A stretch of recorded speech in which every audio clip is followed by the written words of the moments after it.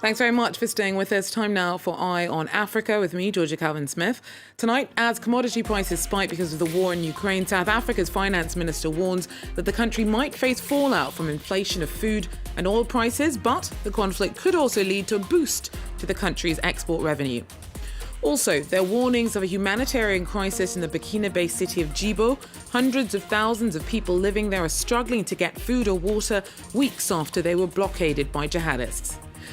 And a top Nigerian model agency launches the search for the face of a continent. Future Face Africa is not just about giving African models a platform, but aims to sign the winners with international agencies and spotlight African talent on international catwalks. But first, South Africa's finance minister said that Russia's invasion of Ukraine will impact food and oil prices. The conflict has had an impact on the international cost and availability of wheat and sent petrol prices soaring. The warring countries are some of the world's biggest grain producers. Nadine Theron joins us now with more from Cape Town. Nadine, so how worried should South Africans be? Well, in terms of the wheat prices, South Africa imports or used to import normally 40% of its wheat from Russia. So that's going to be impacted and will really affect consumers. And that's why we see that investors expect inflation to increase in South Africa. There's been a very high yield on government bonds, the highest in 2 years yesterday, meaning that investors expect South Africa's inflation and interest rates to rise due to this global food and oil price shortage. Now, the government has also said, though, that there could be an economic upside to all of this. How so?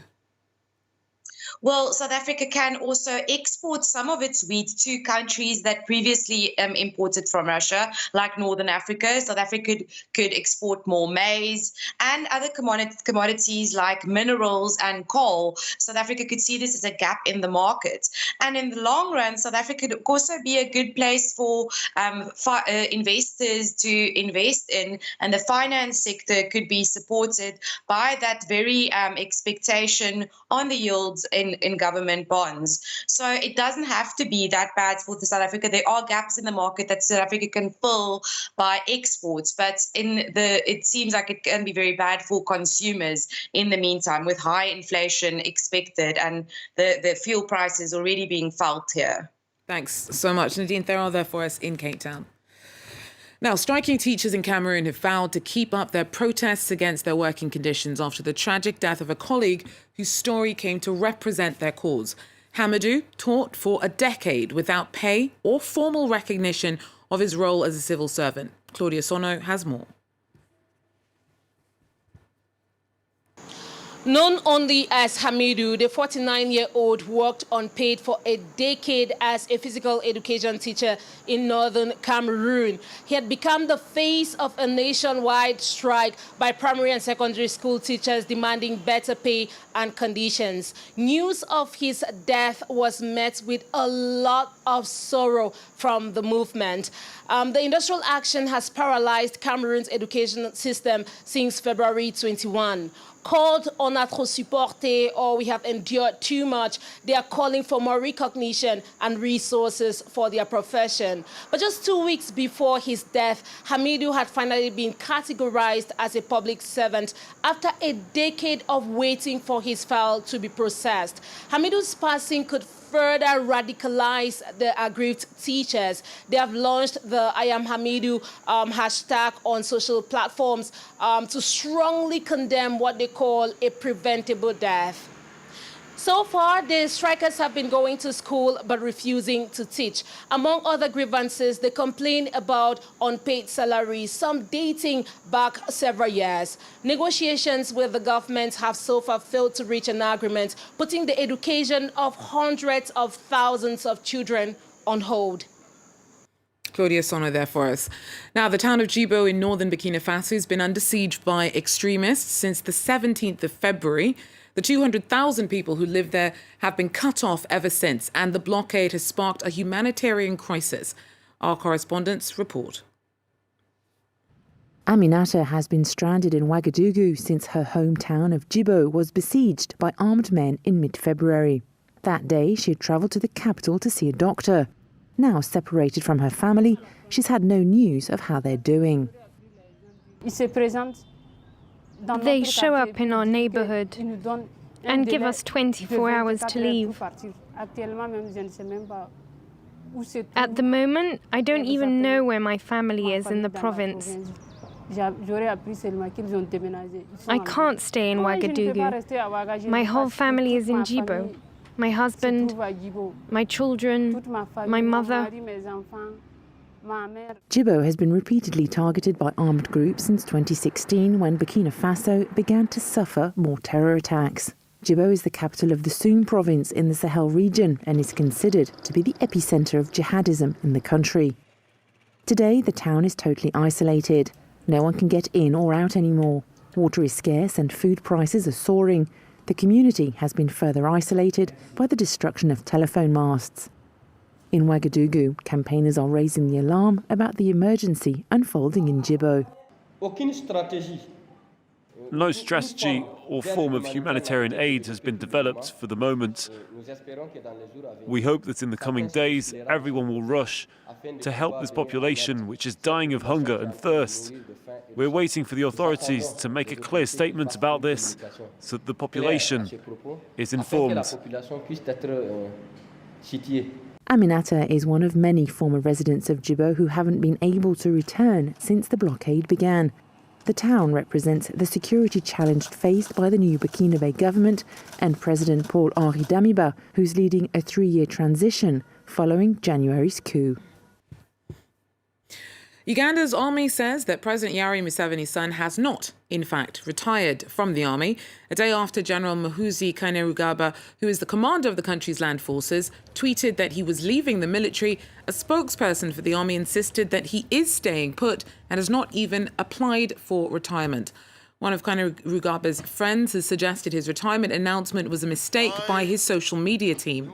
Kainerugaba has repeatedly denied claims that he plans on running for president in 2026. Now, Paris Fashion Week wrapped up on Tuesday. It's also an important event on the calendars of Africa's fashion and modelling industry. Nigerian Elizabeth Isioro runs a top agency and wants to see more faces from the continent on catwalks around the world. So she organised the Future Face Africa casting competition with a view to getting the winners a 2-year contract with an internationally renowned agency. Our team tells us more. At the edge of the swimming pool of a luxury hotel in Lagos, these novice models are concentrated on their rehearsal. The swing of the arms, the gaze into the distance, the posture. Every detail counts for John Arthur, who's been recruiting for Beth Models Management for the last 5 years. Brands would want to get someone not just to wear their clothes, but then feel their goal, feel their passion. So that is where personality comes in. You have to be someone that when you enter a room, you are not shy, you are a go-getter, you are open. Elizabeth Isioro heads up the agency. A former Miss Nigeria Great Britain, she now manages nearly 300 models in Africa. This talent scout has won the trust of major haute couture fashion houses. She believes in what she does and works hard, but her own experience as a former model gives her insight into the job. 17 years old, I actually really wanted to be a model. I wanted to be a top model. And a few years down the line, it didn't work out for me. And, I decided to set up my modeling agency when I was 24. So seeing this, I know how desperate, models want to be out there. They want to be known. So I know how they feel. So for me, it's a journey that I always see. And I'm always happy when I discover them at the age of 15, 16. 1,600 candidates across 7 African countries auditioned for the Future Face Africa competition.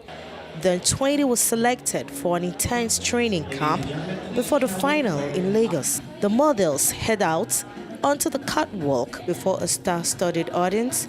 Some have already signed with Beth Model Management. The agency's quality credentials are recognized worldwide. Next for us is definitely trying to get them signed into agencies internationally. That's our aim for Future Face Africa. And I'm so happy with the finalists, guys from Angola and Rwanda. It's been an amazing show.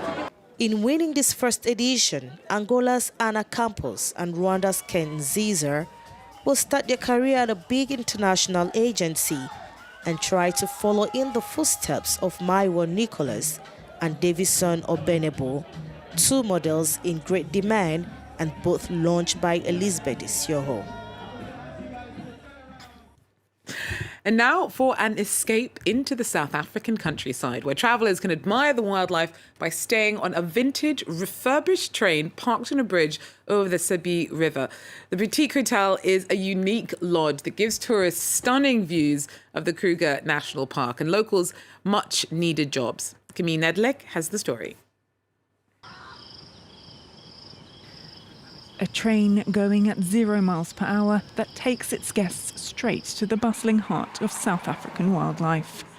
Suspended on the Salati Bridge over the Sabi River, this restored 1920s train turned into luxury boutique hotel has bird's-eye views of the surrounding area, as well as a dedicated viewing platform from which to spot giraffes, zebras and lions. I've been many places all over the world. I've never experienced anything like this anywhere. So you've got this luxury. You can do game watching from the luxury of your bedroom. You've seen a myriad of animals just sitting in my bed, while brushing my teeth, So nowhere in the world I think you can experience something like that. The lodge has provided some 200 much-needed jobs for locals, as South Africa hit a new unemployment record of almost 39% at the end of last year. Despite opening in the middle of strict coronavirus restrictions in 2020, Kruger Shalati is still surviving against the odds. I thought we were taking a very big risk. I never thought we were going to operate and have guests coming in here during that time. The Omicron variant was a blow, with business dropping by almost a quarter. But visitor numbers are now picking up again, and it seems the hotel hasn't reached its final stop quite yet. Well, that's it for Eye in Africa for now. Thanks for joining us, and do so again if you can. Take care.